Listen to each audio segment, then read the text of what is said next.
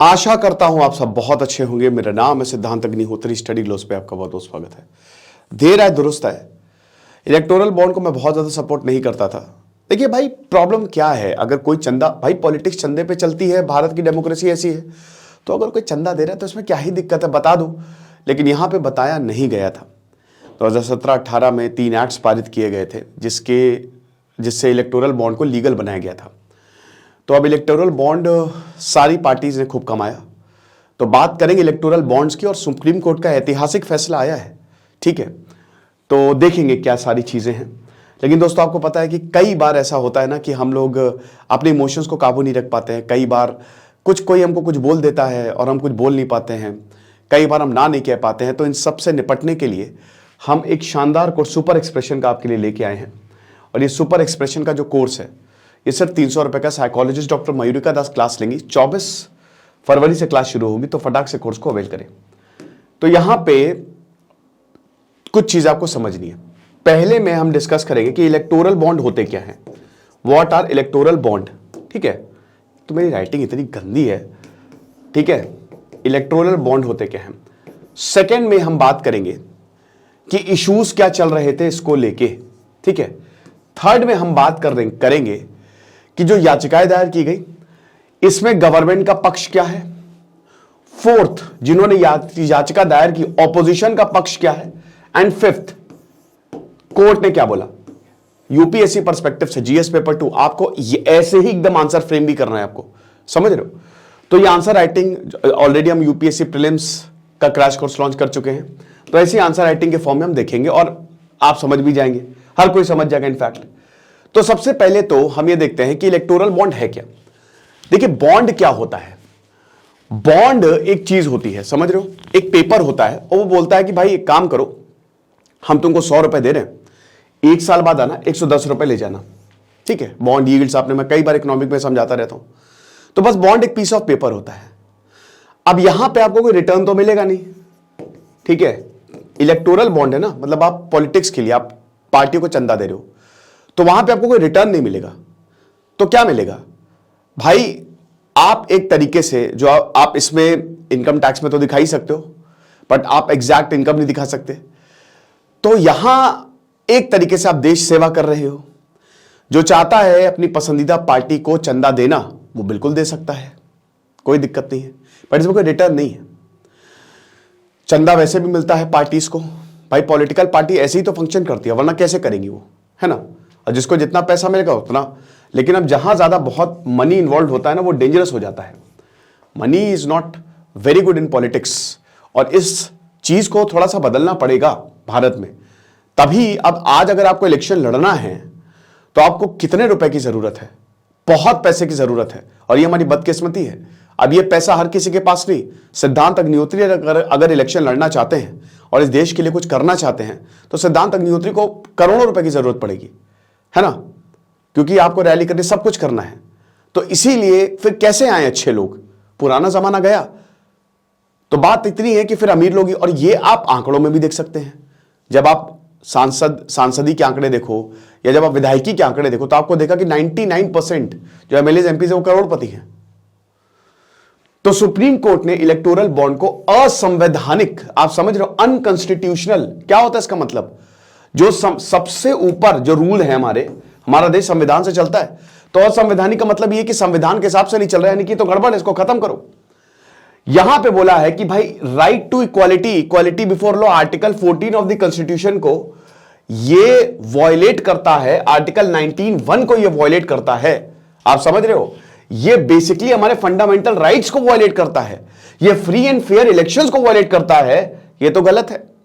तो यहां पे जस्टिस गवई, जस्टिस खन्ना, जो हमारे chief justice of India, justice Chandrachud, justice Manoj Mishra, इन सब ने, मतलब ये 5 जजेस की जो बेंच है, उन्होंने यूनानिमसली ये डिसीजन दिया है और इलेक्टोरल बॉन्ड को अनकॉन्स्टिट्यूशनल, असंवैधानिक करार दिया गया है, ठीक है।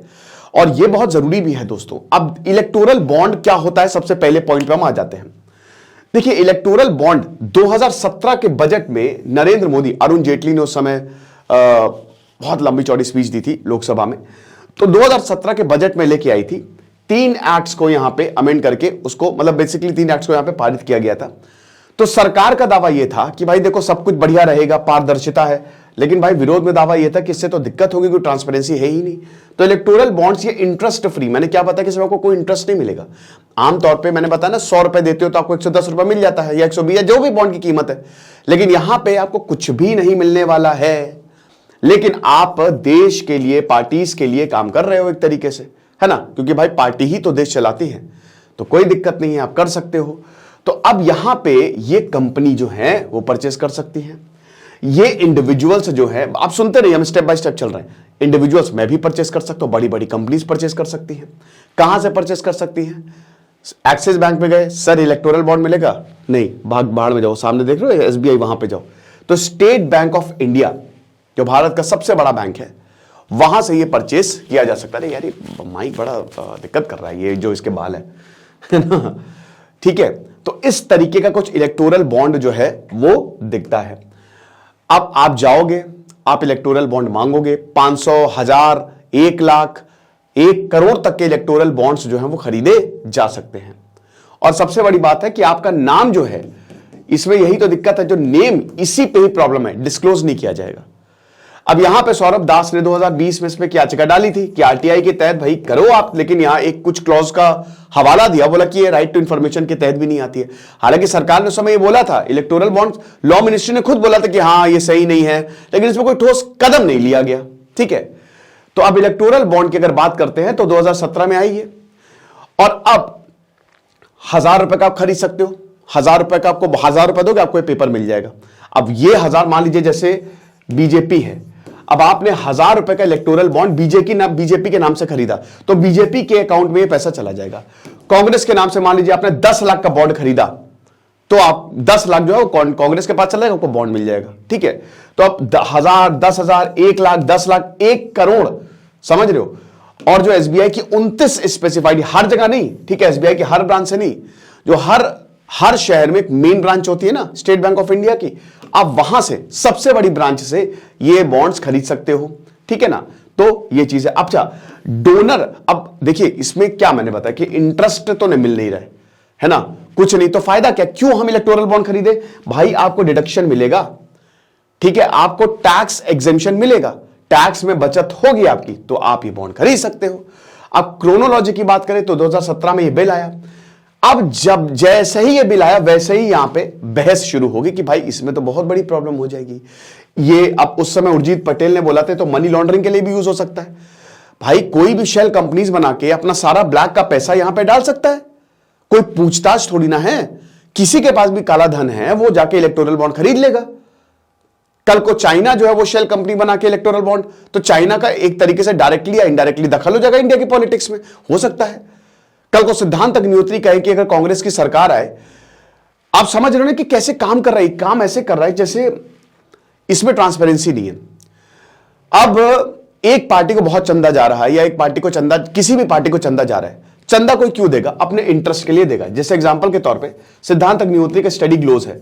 अब सिद्धांत अग्निहोत्री चाहते हैं कि मेरे पूरे भारत में स्टडी ग्लोज हो, मजा आ जाएगी। तो मैं क्या करूंगा, मैं उस पार्टी को चंदा दूंगा ना, उस पार्टी को पैसे दूंगा, और जब आप पैसे देते हो तो आप उससे काम भी लेते हो, तो वो जो काम करेंगे वो आपके लिए कर सकते हैं। हालांकि ऐसा जरूरी नहीं है, बट मैक्सिमम केसेस में आज की पॉलिटिक्स में तो ऐसा ही होता है। तो ये डेंजरस है। कल को हम चाहते हैं, कल को सिद्धांत अग्निहोत्री चाहते हैं कि गरीबों की बस्ती उजाड़ के हम एक मॉल बना दें।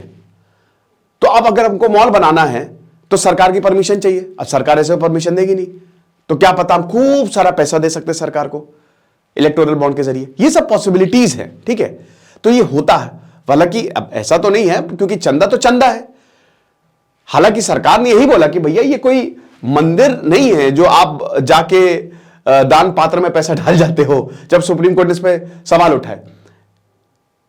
सब कुछ होता है यहां पे, हम सारी चीजों का पालन जो है वो करते हैं, ठीक है। तो यहां पे सुप्रीम कोर्ट ने इलेक्शन कमीशन और यहां पे पब्लिक इंटरेस्ट लिटिगेशन फाइल की गई थी एनजीओ द्वारा, उस पे सेंटर को नोटिस इशू किए।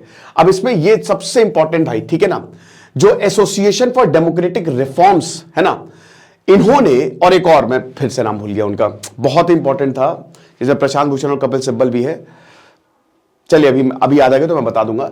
तो ये दो एनजीओज ने क्या हुआ कि इसको चैलेंज किया कि ये असंवैधानिक है और इस पे सुप्रीम कोर्ट तुरंत जो है वो संज्ञान ले। तो बड़ी लंबी लड़ाई चली, 7 साल के तकरीबन लड़ाई चली है। अब इलेक्टोरल बॉन्ड जो है उसने सेल जो है, अब देखिए ये हर जगह नहीं, 4 बार निकलता है, ठीक है ना। एक जनवरी में निकलता है, एक अप्रैल में निकलता है, एक अक्टूबर में निकलता है और एक इससे पहले सितंबर में शायद निकलता है, ठीक है। तो 70 से 85 दिन की मतलब ये बढ़ा दिया कि नहीं 70 दिन सेल नहीं चलेगी, अब 85 दिन सेल चलेगी। बढ़िया है। सेंटर गवर्नमेंट ने इलेक्टोरल बॉन्ड स्कीम को नोटिफाई कर दिया, यानी कि देखिए अब जैसे एनआरसी है या सीएए है वो पास हो गया बट उसको नोटिफाई नहीं किया है तो लागू नहीं हुआ है। जब सरकार नोटिफाई कर देती है तो इसका मतलब वो चीज लागू हो गई है, वो लॉ लागू हो गया है, ठीक है ना। तो सुप्रीम कोर्ट की जज अब यहां जस्टिस इस दौरान बहुत कुछ हुआ, कोविड की वजह से डिले हुआ, सुनवाई नहीं हो पाई और भी बहुत सारे रिपोर्टर्स ने इसके ऊपर छापा, इसके पक्ष में छापा, इसके विरोध में छापा, बहुत कुछ हुआ। लेकिन अक्टूबर 2023 में इस मामले ने तेजी पकड़ी, ये इशू बहुत तेजी से। तब डीवाई चंद्रचूड़, अब देख सकते हैं ना 5 जजेस की बेंच है क्योंकि ये सबसे बड़ा मुद्दा इस समय है। तो यहां बोला कि हां बहुत ज्यादा जरूरी है और अब क्योंकि बड़ा मुद्दा है तो इसके लिए बड़ी बेंच लगेगी, ठीक है ना। तो बड़े काम के लिए बड़े लोग चाहिए होते, तो 5 जजेस बेंच जो है यहां पे बैठी। तो 5 जजेस की कॉन्स्टिट्यूशनल बेंच, जो कि कौन, हमारे chief justice of India DY Chandrachud जो है वो इसको लीड कर रहे थे। उसके बाद वर्डिक्ट आ गया, सुनवाई हुई, सरकार ने अपना पक्ष रखा, ऑपोजिशन ने अपना पक्ष रखा, मतलब जो एनजीओस थी। सुप्रीम कोर्ट ने वर्डिक्ट दिया, रिजर्व कर दिया। कल जो है ये वर्डिक्ट डिलीवर किया गया और बोला गया बेटा असंवैधानिक है, समझ रहे हो, गजब, Kesavananda Bharati case basic structure of the constitution क्या, वो तो इसमें नहीं आया। सरकार ने 4 एक्ट्स लाके इसको अमेंड किया था। आपको एक्ट चाहिए, आपने संविधान तो बना दिया बट हमारे एमपीज एमएलए कैसे काम करेंगे, तो उसके लिए ये सारे एक्ट हैं। और सबसे बड़ा इसमें representation of the people act, जो लोग एम लक्ष्मीकांत पढ़ते होंगे, मैंने तो पूरी फ्री में पढ़ाई है तो उनको पता होगा, ठीक है ना। फिर कंपनीज एक्ट 2013, क्योंकि आपको पता है कि कंपनीज भी इसमें चंदा दे सकती हैं, तो इसीलिए कंपनीज एक्ट को भी अमेंड किया गया। फिर इनकम टैक्स एक्ट 1961, क्योंकि इनकम टैक्स रिटर्न में ये आएगा। तो फिर इलेक्टोरल बॉन्ड जो है, फिर क्यों ना इस जो जहां पे जिस चीज के लिए ये बॉन्ड को जारी किया गया है उससे रिलेटेड एक्ट को तो अमेंड करना ही पड़ेगा। और foreign contribution regulation act FCRA बहुत ही इंपॉर्टेंट रहा ये, तो 2016-2017 का फाइनेंस एक्ट के थ्रू इसको जो इन सारे एक्ट्स को जो है वो अमेंड करके इलेक्टोरल बॉन्ड को लाया गया, ठीक है। तो ये चीज है। अब कंट्रोवर्शियल क्लॉज, सबसे ज्यादा कंट्रोवर्शियल क्लॉज क्या था? कंट्रोवर्शियल क्लॉज ये था कि जो नाम है, ठीक है, जो नेम है और बाकी इंफॉर्मेशन है, they are not entered on the instrument. ऐसे कैसे हो सकता है भाई? कल को कोई आतंकवादी आके चंदा दे जाए, उसका नाम ही नहीं पता चलेगा, तो भाई ऐसा हो ही नहीं सकता। So the name and the other instrument, इसका मतलब जहां ट्रांसपेरेंसी नहीं होती है वहां पूरी दाली काली है।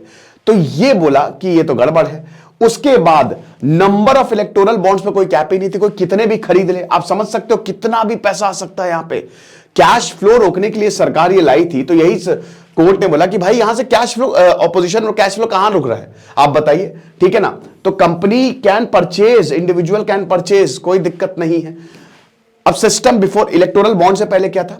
इलेक्टोरल बॉन्ड से भी आप चंदा, मैंने क्या बताया कि पॉलिटिक्स में आप पार्टीज को चंदा देते हो, तो यहां पे पार्टी जो है अगर 20,000 से ऊपर डोनेशन आप कर रहे हो, तो जिसको, जो पॉलिटिकल पार्टीज को 20,000 से ऊपर जा रहा है, सपोज मैंने अगर 1 लाख रुपए दिए, तो मुझे जो है पॉलिटिकल पार्टी को बताना पड़ेगा कि सिद्धांत अग्निहोत्री ने 1 लाख रुपए दिए, यानी कि ट्रांसपेरेंसी थी, ठीक है। 20,000 से नीचे नहीं थी बट 20,000 से ऊपर थी। साथ ही साथ कोई कॉर्पोरेट कंपनी जो है, it was not allowed to make donations, यानी कि जो कॉर्पोरेट कंपनी का प्रॉफिट है, अगर जो इनका प्रॉफिट है, ठीक है, 7.5% जो प्रॉफिट हुआ है उसका 7.5% या रेवेन्यू का 10%, इससे ज्यादा आप चंदा नहीं दे सकते। एग्जांपल के तौर पे मान लीजिए कि कोई कंपनी है, ठीक है, उसको अगर 10,000 का प्रॉफिट हुआ है तो वो सिर्फ 1,000 रुपए तक ही चंदा दे सकती थी, मतलब सॉरी, रेवेन्यू अगर उसका 1,000 रुपए है और अगर उसको प्रॉफिट क्या है, मान लीजिए कि प्रॉफिट कितना है, मतलब 10,000 उसको पूरा प्रॉफिट है तो 750 तक चंदा दे सकती है, बस 7.5% या फिर 10% ऑफ द टोटल रेवेन्यू, उससे ज्यादा नहीं। बट यहां पे ये सारी कैप्स जो आप देख रहे हो ना, वो हटा दी गई, ठीक है। तो ये चीज है। तो अब उसके बाद आप ये समझिए कि ये 30वां बैच आया था, अभी जो बैच चल रहा था ना वो 30वां बैच था। जब आरटीआई डाली गई तो ये देखा कि बहुत ज्यादा पैसा आया है, भाई 2017 से लेकर 2022 तक ही आप ये समझिए कि तकरीबन 12,000 करोड़ के आसपास पैसे आ गए, जिसमें 57% पैसा जो है वो बीजेपी को मिला, 9,000 करोड़ के आसपास, और कांग्रेस को भी अच्छा खासा मिला, 1,000 करोड़ के आसपास, ठीक है ना। अब बसपा को एक भी पैसा नहीं मिला। इसका मतलब आप साफ साफ ये समझ सकते हैं कि जो पॉलिटिकल पार्टी काम की है उनको पैसा गया है। जिन पॉलिटिकल पार्टीज की सरकारें, यहां पे सीपीआई को भी 400 करोड़ के आसपास, तो जो पॉलिटिकल पार्टी की सरकार है राज्यों में या केंद्र में, उनको तो खूब पैसा गया। और ऐसे ही चलती ही है पॉलिटिक्स भाई, जिसकी सरकार है, लोगों को काम निकालना है तो वो पैसा देते हैं, वो चंदा देते हैं, ये हमको समझना पड़ेगा। शिवाजी द बॉस की याद आ गई कि नहीं? वो क्या मूवी थी, मजा आ जाती थी। तो जो 2 जनवरी से लेकर 11 जनवरी अभी 2024 की, सिर्फ आप ये समझिए कि एक हफ्ते के अंदर अंदर 570 करोड़ से अधिक चुनावी बॉन्ड बेचे गए। अभी जो बैच लॉन्च हुआ, अभी जो नया इनका ये जो नेक्स्ट इलेक्टोरल बॉन्ड्स जो अभी लॉन्च हुए, जस्ट अभी 30वां बैच, तो इसमें इतने रुपए 570 करोड़ के ऑलरेडी बेच दिए गए, ठीक है ना, ये चीज है। फिर उसके बाद 2018 से लेकर 2023 तक 12,000 करोड़ के बॉन्ड बेचे गए। भाई आप इसमें देखिए कि लगभग 6,500 करोड़ जो है बीजेपी को मिला, यानी कि 55%, और लगभग 1135 करोड़ जो है वो मिला कांग्रेस को, यानी कि लगभग 9.5%। ये आंकड़े आप देख सकते हैं, ठीक है ना। ये 2018 से 2019 के बीच, मतलब इस साल तो 1450 करोड़ किसको मिला? बीजेपी को, ठीक है ना।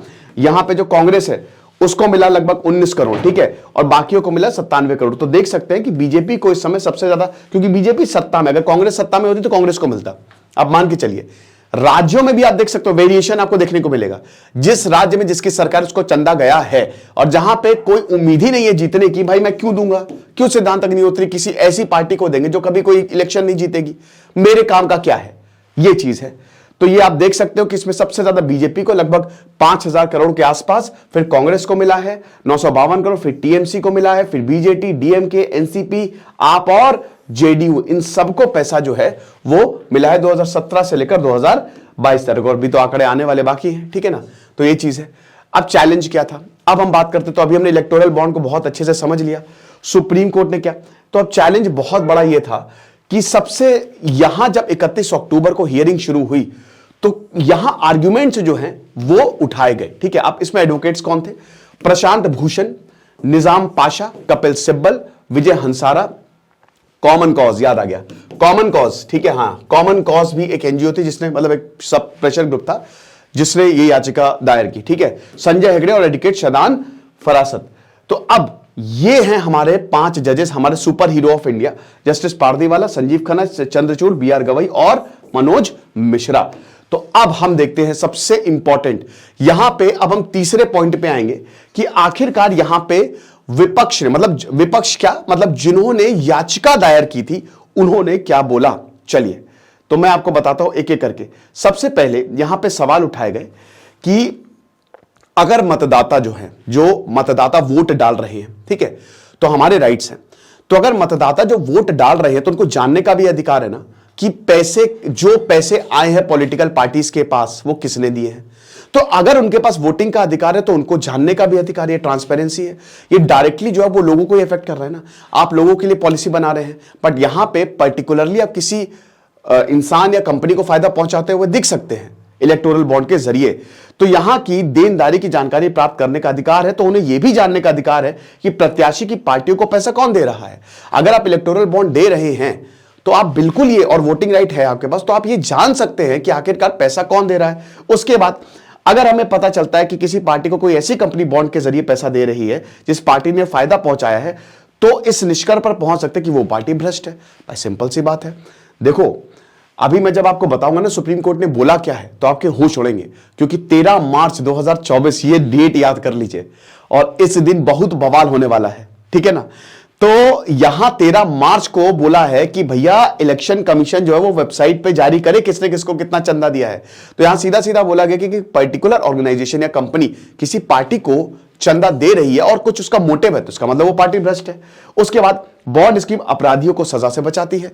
अब इसका तर्क ये है कि मान लीजिए कि किसी को सजा होने वाली है, अब वो पर्टिकुलर पार्टी चाहे कांग्रेस हो चाहे बीजेपी, क्योंकि राज्य में कांग्रेस की सरकार है कई जगह और बीजेपी की केंद्र में, मतलब आप समझ सकते हैं ना कि, तो अब मान लीजिए कि किसी को सजा होने वाली, वो जाता है और वो 100 करोड़ का चंदा दे देता है, तो सरकार उसके पास से केस हटा सकती है, अपराधियों को बच सकते हैं। भाई सिंपल सी बात है, ठीक है ना। अगर बॉन्ड स्कीम का मकसद था कि कैश फ्लो को रोका जाए तो नहीं हो रहा है भाई। जितना मुझे नहीं लगता कि जितना चंदा इस बार आया है पिछले 10 सालों में, पिछले 15 सालों में जितना इलेक्टोरल बॉन्ड के बाद पैसा आया है उतना कभी आया होगा। तो कैश फ्लो रुक कहां रहा है, कैश तो लगातार आता ही जा रहा है, ठीक है ना। तो ये चीज है। उसके बाद दोस्तों ये बोला गया था, हाँ, तो मेन मुद्दे ये थे, ठीक है ना। यहां पे ये बातें जो है वो इधर विपक्ष द्वारा जो है वो की गई थी। अच्छा, अब सरकार की दलील सुनिए, ठीक है। सरकार का पक्ष क्या था? सरकार ने बोला कि देखिए, पहली बात जो आप बार बार बोल रहे हो ट्रांसपेरेंसी, सबने अपना नो योर कस्टमर करवाया है, सब अपना केवाईसी करवा के आ रहे हैं। और अगर आप ट्रांसपेरेंसी की बात करें तो कंपनी की बात करें तो उनकी बैलेंस शीट में दिखेगा कि कितना अमाउंट जो है वो डोनेट किया गया है, ये सरकार ने बोला। दूसरा पॉइंट सरकार ने बोला कि अगर मान लो कि कोई चंदा दे रहा है, वो अपनी पहचान गुप्त रखना चाहता है, तो वो बॉन्ड से चंदा दे, ठीक है। लेकिन अगर उसे पहचान जाहिर करने से कोई गुरेज नहीं है तो उसके पास चेक से चंदा देने का ऑप्शन है। आप चेक से भी चंदा दे सकते हो। अगर सिद्धांत अग्निहोत्री को वो गुप्त रखनी है तो हम बॉन्ड खरीद सकते हैं, लेकिन अगर आप अपनी पहचान बताना चाहते हैं तो आप चेक दे सकते हो ना, उसमें तो सब पता ही रहेगा, ठीक है ना। हमें हम कोर्ट को एक विकल्प देना चाहते हैं, ये सरकार का पक्ष था कि विकल्प ये कि बॉन्ड के तहत चंदा देने वाले की पहचान गुप्त रहे, लेकिन अगर कोर्ट का आदेश उनकी पहचान खोलने की बात करता है तो पहचान जाहिर कर दी जाएगी, ठीक है ना। यहां पे इलेक्टोरल बॉन्ड को बैन नहीं करने की बात नहीं, बोले कि अगर आप चाहते हैं, आपसे पहचान की बात है ना, ट्रांसपेरेंसी की बात है, चलो हम ये कर देंगे, हमको कोई दिक्कत नहीं है। तो ये सरकार का अदालत में सरकार का पक्ष था। फिर ये बोला कि वोटर इसी आधार पर वोट नहीं देते कि पार्टी को पैसा कौन दे रहा है, वो पार्टी की विचारधारा, सिद्धांत, नेतृत्व और कुशलता के आधार पर वोट करते हैं, जो कि भाई ठीक भी है। लेकिन दोस्तों ये एक बहुत बड़ा, पैसा सबसे इंपॉर्टेंट पार्ट है ना भाई, वोट की बात ही नहीं है यहां पे पैसे, और पैसा भ्रष्ट कर देता है एक चीज को। मेन मुद्दा ये है, सभी पार्टियां जानती है कि उनको चंदा कौन दे रहा है, ठीक है, तो सब पार्टियां जानती है, सब तो गोपनीयता दूसरी पार्टियों के लिए है। कल को कोई ये कह दे कि कोई आया और मेरे पोस्टल बॉक्स में 100 करोड़ का लिफाफा रखकर चला गया, लेकिन ऐसे कोई डोनेट नहीं करता है, ऐसे तो हम मंदिरों में, तीर्थ यात्रा में चंदा देते हैं। सरकार का पक्ष ये रहा। अच्छा, कोर्ट ने क्या बोला? कोर्ट ने कहा कि अगर कोई कंपनी डोनेट कर रही है तो उसके शेयर होल्डर्स को भी नहीं पता है, पहली बात तो ये है, ठीक है। दूसरी चीज ये है कि ये आप हमारे आर्टिकल 19(1) राइट टू इंफॉर्मेशन, जो हमारा फंडामेंटल राइट है, इससे गुरेज करती है, आर्टिकल 14 से गुरेज करती है। साथ ही साथ भूषण ने यह भी बोला कि अगर जो citizen they have right to know about the candidates, तो उनको जानना चाहिए ना। अगर उनको है कि किसने चंदा दिया है, मतलब एक तरीके से लोगों को यह जानने का अधिकार है कि किसने चंदा दिया है, ठीक है ना। मैं आपको पूरा ही जजमेंट यहां पे सुनाता हूं कि आखिरकार यहां पे जो जजेस हैं उन्होंने क्या बोला है, ठीक है। तो अनकॉन्स्टिट्यूशनल तो ठीक ही है, और जो मेन जजमेंट है फिर हम उस पर आ जाएंगे, ठीक है। तो यहां जो डीवाई चंद्रचूड़, उन्होंने यही बोला है कि देखिए, पॉलिटिकल पार्टीज बहुत ही रेलेवेंट यूनिट्स होती हैं इलेक्टोरल प्रोसेस पे, क्योंकि भाई सिंपल सी बात है, द मेन कौन होता है? मेन पॉलिटिकल पार्टी होती है। अगर कोई इलेक्शन वो लड़ती है, ठीक है ना, तो उन्हीं को आप वोट देते हो, वही सरकार जो है वो चलाती है। तो इलेक्टोरल बॉन्ड, तो यहां अगर पॉलिटिकल पार्टी इतना इंपॉर्टेंट पार्ट है डेमोक्रेसी का, तो फिर लोगों को जानने का अधिकार है, क्योंकि आप डायरेक्टली डेमोक्रेसी में पार्ट ले रहे हो, लोग डायरेक्टली डेमोक्रेसी में पार्ट ले रहे हैं, तो लोगों को बिल्कुल जानने का अधिकार है, ठीक है ना। तो बेटर इलेक्टोरल चॉइसेस के लिए जरूरी है कि पता लगाया जाए कि किसने कितना पैसा दिया, और फिर वही आपका फंडामेंटल राइट, तो उसका हनन हो ही रहा है। साथ ही साथ यहां पे जो फाइनेंशियल सपोर्ट है पॉलिटिकल पार्टीज को दिया जा रहा है, इससे एक क्विड प्रो अरेंजमेंट हो सकता है। आप समझ सकते हो ना कि कोई जैसे वही आप वो एग्जांपल ले लो जो मैंने आपको बताया था कि झोपड़पट्टी को हटा के मॉल बनाना है, आपने सरकार को चंदा दे दिया और सरकार ने एक बोला कि हाँ ठीक है ये सब इलीगल है, इसको हटा दो, तो ये तो एक भयानक अरेंजमेंट हो गया, डेंजरस हो गया ये, ठीक है ना, लोगों के लिए डेंजरस हो गया। फिर उसके बाद यहां पे ये बोला कि इलेक्टोरल बॉन्ड स्कीम जो है वो इकलौती स्कीम नहीं है कि आप ब्लैक मनी को कर्व करोगे, और भी स्कीम्स हैं, आप उस पर भी कर्व कर सकते हो, कोई दिक्कत नहीं है। फिर यहां पे बोला कि हर पॉलिटिकल कंट्रीब्यूशन जो है, जो यहां पे दिया जाता है, ऐसा नहीं कि वो पब्लिक पॉलिसी को बदलने के लिए दिया जाता है, जैसे स्टूडेंट्स हो गए, डेली वेजर्स हो गए, वो भी कंट्रीब्यूट कर सकते हैं, उसमें भी कोई दिक्कत नहीं है, ठीक है ना। To not grant an umbrella of privacy to political contribution only because some contribution are made for other purpose is not impermissible, तो कोई दिक्कत नहीं है, यहां पे चंदा दिया जा सकता है। फिर उसके बाद बोला कि जो राइट टू प्राइवेसी है पॉलिटिकल एफिलिएशन की, it does not extend to contributions made to influence people policy, applies only to contributions below the threshold. तो भाई सिंपल सी बात है कि जो राइट टू प्राइवेसी पॉलिसी है ना, वो लोगों के लिए बनाई जाती है, ठीक है। मतलब एक तरीके से यहां पे आप जब डायरेक्टली इन्वॉल्व हो रहे हो इलेक्शन प्रोसेस में, तो यहां प्राइवेसी है ही नहीं, क्योंकि इलेक्शन या डेमोक्रेसी का मतलब प्राइवेसी नहीं, वो खुल के बात करना होता है, खुल के चीजों को बताना होता है। फिर यहां पे बोला कि जो इनकम टैक्स प्रोविजंस, मतलब जो इनकम टैक्स एक्ट था उसमें जो प्रोविजन था section 290C of the representation of the people act, they are declared to be ultra vires, amendment to the companies act is unconstitutional. तो सिंपल सी बात है कि जो 29C ऑफ द, अभी मैं बात करूंगा, ठीक है, इसमें दोनों पार्टी को बैलेंस किया गया कि जो दे रहा है जो ले रहा है, लेकिन ये तो गलत हो गया, ये तो डेंजरस है संविधान के लिए। और बाकी जो कंपनीज एक्ट में आपने अमेंडमेंट किया वो भी असंवैधानिक है, ठीक है। जस्टिस खन्ना ने बोला कि मैं बिल्कुल एग्री करता हूं जो यहां पे चीफ जस्टिस ऑफ इंडिया ने यहां पे जजमेंट दिया है, ठीक है। तो ये चीज है। तो 3 डायरेक्शंस यहां पे सुप्रीम कोर्ट ने दिए हैं, ठीक है। मेन 3 डायरेक्शंस कौन कौन से? सबसे पहले तो भाई जो भी इलेक्टोरल बॉन्ड की 15 दिन की वैलिडिटी है वो पॉलिटिकल पार्टीज रिटर्न करे परचेसेस को, ठीक है ना। तो 15 दिन, यानी अभी जो पॉलिटिकल ये बॉन्ड्स इश्यू किए ना वो आप वापस देंगे। दूसरा यहां पे बोला है कि जो इलेक्शन कमीशन ऑफ इंडिया है वो डोनेशंस पब्लिक करेगा। यहां पे state bank of India election commission को जानकारी देगा। स्टेट बैंक ऑफ इंडिया के पास सारी जानकारी है। 6 मार्च 2024 तक आप जानकारी देंगे और 13 मार्च को इलेक्शन कमीशन ऑफ इंडिया बताएगा, यानी कि आज से 1 महीने बाद, कि किसको कितना चंदा मिला है। और ये तो पता है किसने चंदा दिया है, तो दूध का दूध और पानी का पानी हो जाएगा। और उसके बाद अब स्टेट बैंक ऑफ इंडिया कोई भी इलेक्टोरल बॉन्ड को इशू नहीं करेगा, यानी कि अब इलेक्टोरल बॉन्ड की जो बिक्री है वो बंद हो गई है। आप समझ सकते हैं, ठीक है। तो ये चीज है। तो ये पूरा का पूरा खबर थी जो हमने बताया, और यही यहां पे बोला है, ठीक है ना। तो और देख लेते हैं इसमें, ठीक है। तो यही सारी चीजें जो मैंने आपको बताई वही यहां पे इसमें लिखी गई है। तो अब देखिए ये जजमेंट आ गया, सब कुछ आ गया, लेकिन क्या अब सरकार इस पर अमल करेगी? करेगी, क्योंकि कोर्ट का फैसला है। आगे जो भी होगा हम आपको बताएंगे। बाकी जो है सो है वो आप देख ही रहे हैं, ठीक है। ये लेक्चर था, आई होप आपको समझ में आया होगा। बाकी आप हमारे सुपर एक्सप्रेशन का कोर्स जरूर अवेल करें। आज 2 लेक्चर्स इस पे और आएंगे। खुश रहिए, पढ़ते रहिए। देश सिद्धांत अग्निहोत्री साइनिंग ऑफ।